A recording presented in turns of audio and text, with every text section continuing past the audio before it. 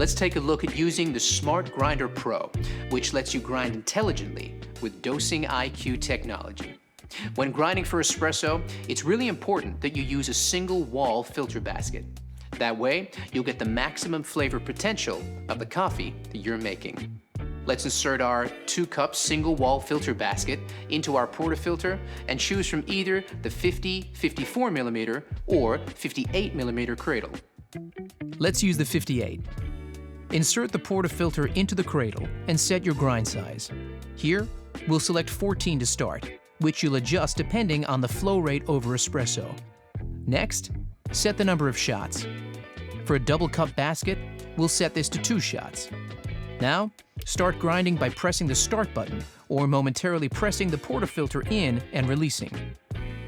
You can use the pause function to settle and collapse the grinds in the filter basket before reinserting into the cradle and continuing to grind the remaining dose. While it can look like there's too much coffee in the portafilter, all you need to do is tamp and trim. Collapse the grinds into the portafilter before using the tamper and applying firm pressure with a slight twist to finish. Then use the razor to trim the perfect dose, leaving you with just the right level to make the perfect espresso coffee. Remember, you can adjust your grind size to fine-tune your extraction if required.